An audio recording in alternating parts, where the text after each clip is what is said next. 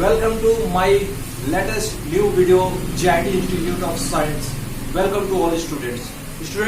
Today we are going to learn factorization. You know students, factorization is the very important topic for class 9, class 10 and class 11. Today we are going to learn the easiest way to factorize. Actual में क्या होता है कि हम लोग जब factorise करते हैं तो बहुत सारी परेशानियों को सामना करते हैं। हालांकि बहुत सारे स्टूडेंट ऐसे होते हैं जो फैक्टराइजेशन करने समय काफी परेशान हो जाते हैं। मैं आज उसको इजी तरीका से बनाने की कोशिश करूंगा। मैं प्रयास करूंगा जो हिंदी मीडियम है और जो इंग्लिश मीडियम है वो दोनों के लिए एक शानदार और फाड़ू तरीका बताऊं जो आप लोगों को घर बैठे आसानी तरीका से सॉल्व करने में आसान हो। फर्स्ट मेथड में बताने से पहले मैं सबसे पहले आपको फैक्टराइजेशन को डिफाइन करने बताऊंगा। व्हाट इज फैक्टराइजेशन, जिसको हिंदी में गुणनखंड बोलते हैं। What is factorization? Factorization consist of writing a number or another mathematical object as a product of several factors. इसका मतलब क्या हुआ? इसका मतलब है कि किसी वस्तु को अन्य वस्तुओं के गुणनफल के रूप में तोड़ के लिखना, इसको फैक्टराइजेशन या गुणनखंड के तौर पे हम जानते हैं। एग्जाम्पल 4, अगर मैं एक डिजिट लेता हूं 15, तो 15 का फैक्टर्स जो होता है वो 3 into 5, यानी 3 into 5 is the factor of 15। सो मैं आपको और भी एग्जांपल देने जा रहा हूं।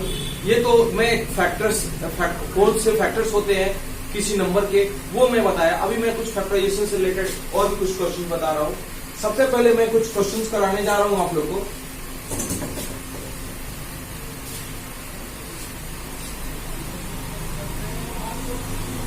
मैं एक एग्जांपल देता हूं।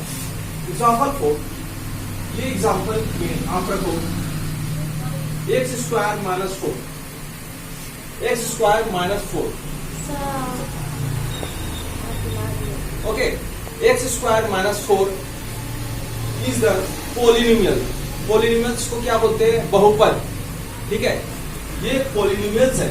पोलिनोमियल्स के बारे में हम आपको अलग से क्लास देंगे। सबसे पहले मैं आपको यहाँ फैक्टराइजेशन के बारे में बता रहा हूँ। तो पॉलिनोमियल्स जो होते हैं उसका ये इसका डिग्री कितना है? 2, मतलब इसका घात 2 है। तो मैं बोलूंगा कि इसका फैक्टराइजेशन क्या होगा? तो इसका फैक्टराइजेशन जो होगा वो x स्क्वायर माइनस 4। तो मैं इसको और कैसे लिख सकता हूँ? x square minus 2 square. तो इसको मैं और कैसे लिख सकता हूँ? x माइनस 2 और x plus 2 is the factor of x square minus 4। Okay, x minus 2 और x प्लस 2, इसका क्या मतलब है? इसका मतलब है कि x माइनस 2 और x plus 2 totally x square minus को डिवाइड कर देगा। ठीक है, इसको डिवाइड कर देगा। आप इसको अनदर वे से अगर आप समझना है तो अनदर तरीका से समझो कि अगर मैं x का वैल्यू 2 डालता हूं, कहने का मतलब x माइनस 2 यानी ये 2, अगर मैं इसमें सब्स्टिट्यूट करता हूं तो देखो वैल्यू क्या आने वाला है? x स्क्वायर माइनस 4 यानी 2 स्क्वायर माइनस 4 यानी 4 माइनस 4 इक्वल टू 0। फैक्टर का मतलब ही होता है कि वो उसका गुणनखंड है, मतलब उसका फैक्टर है। तो आप देखो जैसे ही मैंने x का वैल्यू 2 इस इक्वेशन x स्क्वायर माइनस 4 पे रखा तो 2 स्क्वायर माइनस 4 का वैल्यू जो होगा 4 माइनस 4 यानी 0। ये इस तरीका से मैं इसका फैक्टर्स गेट कर सकता हूं। अगर आप इसमें माइनस 2 डालोगे तो ये जो वैल्यू हो जाएगा आप देख सकते हो x स्क्वायर माइनस 4 में मैं अगर इसका माइनस 2 वैल्यू डालता हूं तो माइनस 2 स्क्वायर माइनस 4 यानी 4 minus 4 equal to 0। Okay, now I am going to take another example. ठीक है, ये तो छोटा एग्जांपल है, मैं और भी एग्जांपल लेके दिखाता हूं आपको। एक एग्जांपल देखो,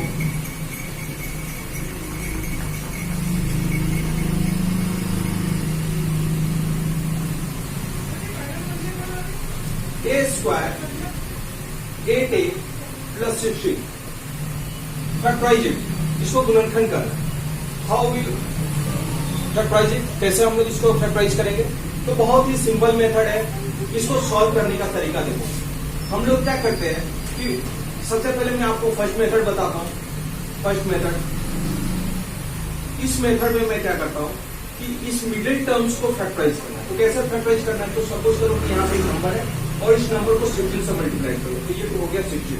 अब इसको आप जब इसका एलसीएम फाइंड आउट करोगे तो 4 4 16, तो a स्क्वायर प्लस अब आप इसको एड करोगे तो 4a प्लस 4a, ठीक है, 4a plus 4a plus 16 equal to 0। तो मैं यहाँ पे जैसे ही इससे कॉमन लेता हूं तो a plus 4 plus 4a plus 4। यहाँ पर मैंने क्या किया, a square plus 8a 4a plus 4a plus 16, मैंने यहाँ से a कॉमन लिया तो a plus 4 plus 4a plus 4।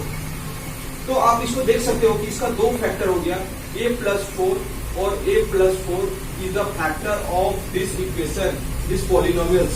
a square plus 8a plus 16 का जो पॉलिनोमियल्स होगा a प्लस 4 और a प्लस 4, यानी क्या हो सकता है, a प्लस 4 इक्वल टू 0, यानी a का वैल्यू -4। अगर -4 अगर आप इस पर सब्स्टिट्यूट करते हो तो ये वैल्यू इसको 0 दे देता है। देखो आप a square plus 8a plus 16 में अगर मैं -4 बैठाता हूँ वैल्यू तो -4 प्लस 8 इंटू -4 प्लस 16, तो ये वैल्यू 16 प्लस -32 प्लस 16, यानी 32 माइनस 32, यानी वैल्यू 0। तो आप देख सकते हो किस प्रकार मैं जब वैल्यू को सब्स्टिट्यूट करता हूं तो ये इसको 0 कर देता है। तो आप इस तरीका से आप समझ सकते हो कि हम किसी भी पॉलिनोमियल्स को a square plus 8a plus 16 is the equation, आप इसको जब फैक्टराइज करते हो तो सबसे पहले हम लोग मिडिल टर्म्स को तोड़ के फैक्टराइज करते हैं, और this is the one of the method of the factorisation. Now we are going to learn another method. एक अनदर मेथड है जिसमें हम इसको डिवीजन मेथड से सॉल्व करते हैं। तो डिवीजन मेथड से सॉल्व करने के लिए मैं आपको थोड़ा एक तरीका बताता हूँ कि वो आप इसको कैसे सॉल्व करते हो। मैं इसी क्वेश्चंस को एक अलग वे से आपको मैं सॉल्व करके दिखाता हूँ।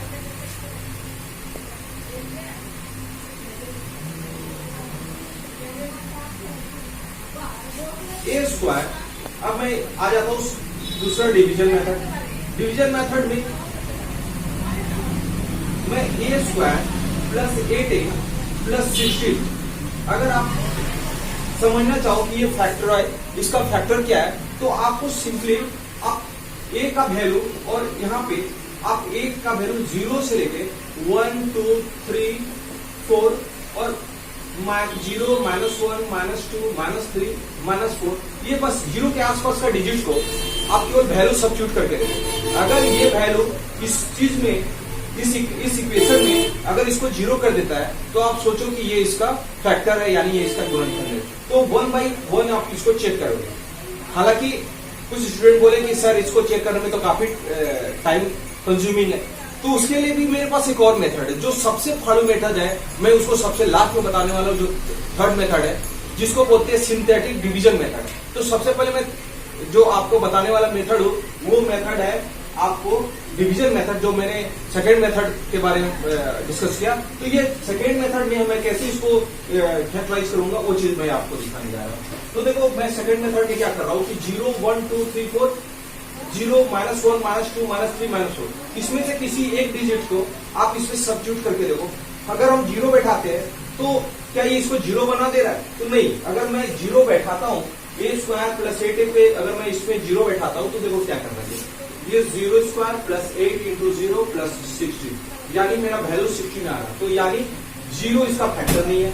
1 डालोगे तो 1 स्क्वायर प्लस 8 इंटू 1 प्लस 16, यानी 1 इसका फैक्टर नहीं है।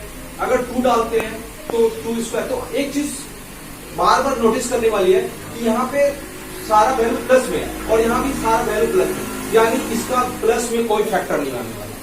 तो पहले ही आप कॉमन सेंस लगा लो कि यहाँ पे जो वैल्यू आएगा वो माइनस में जाएगा। तो हम लोग क्या करेंगे, सिंपली -4 या -3 या -2 -1 में उठा लेते हैं। तो हम सबसे पहले क्या करते हैं, -4 वैल्यू उठाते हैं। तो देखो यहाँ पे -4 में डालता हूँ, तो ये -4 स्क्वायर प्लस 8 इंटू -4 प्लस 16, तो कितना हो गया 16।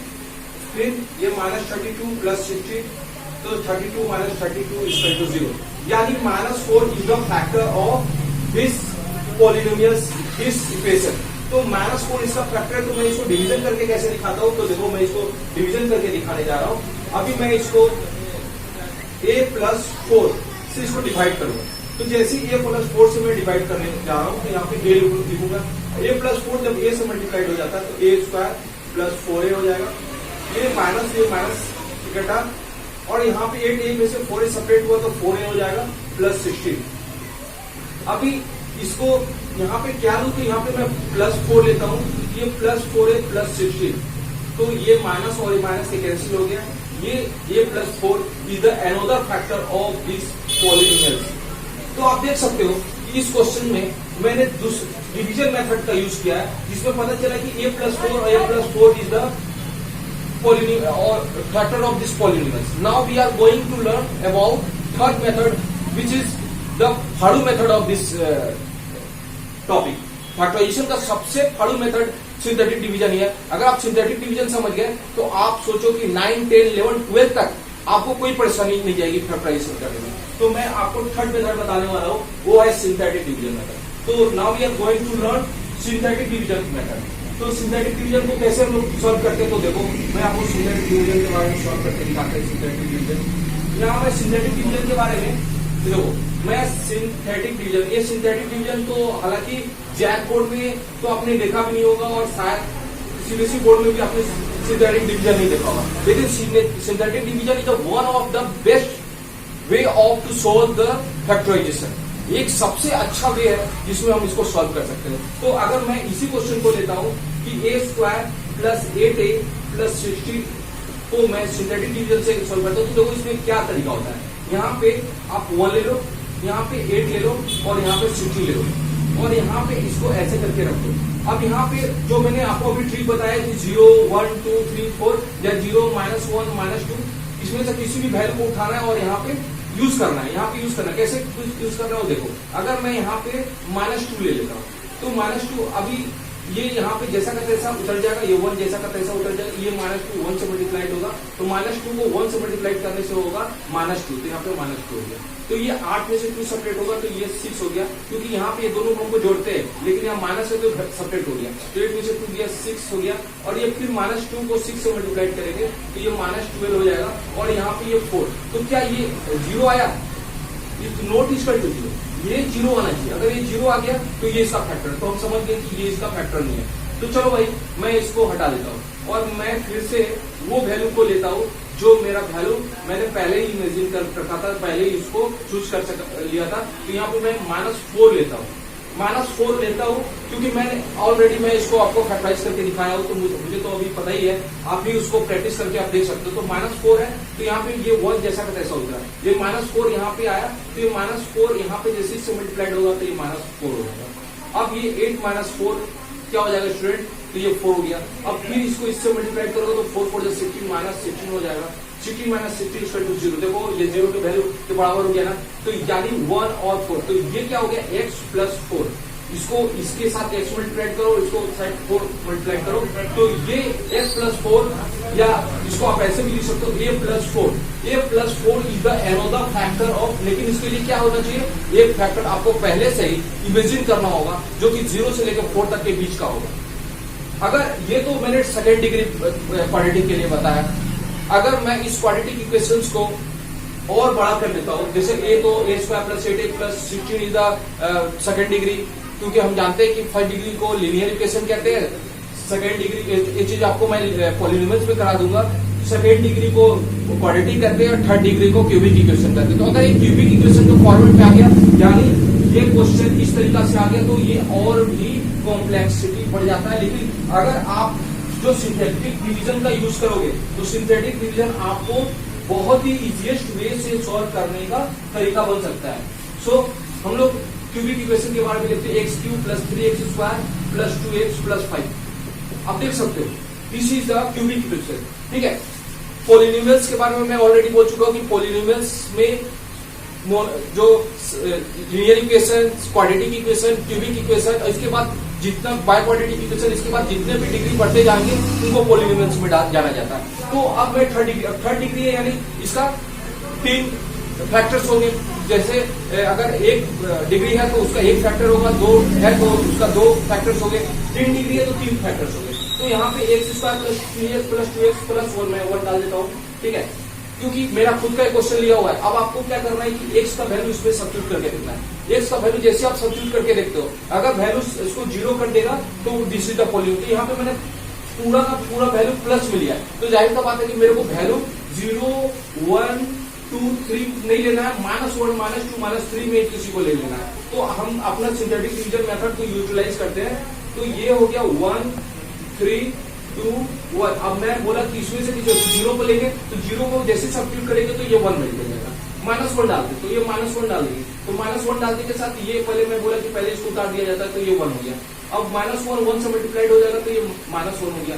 3 में से 1 सब्ट्रैक्ट करेंगे तो ये 2 हो गया। फिर ये -2 यहाँ पे सब्ट्रैक्ट होगा तो ये -2 हो जाएगा, ठीक है। और यहाँ पे देखो ये 0 हो गया, यहाँ पे ये -1 2 से मल्टीप्लाइड हुआ तो 0 हो गया। अब -1 0 से मल्टीप्लाइड हुआ तो 0, और यहाँ पे फैक्टर 1 हो गया। यानी कि -1 is also not factor of this equation, ठीक है। तो यहाँ पे हमको कुछ ऐसा क्वेश्चन लेना होगा कि ये जो है यहाँ 0 ना, अगर आप 0 लाते हो तो आपको 0 लास्ट में देखना पड़ेगा। यहाँ पे ये वाला वैल्यू पे 0 लेना होगा, तो आपको क्वेश्चन भी वैसा ही लेना होगा।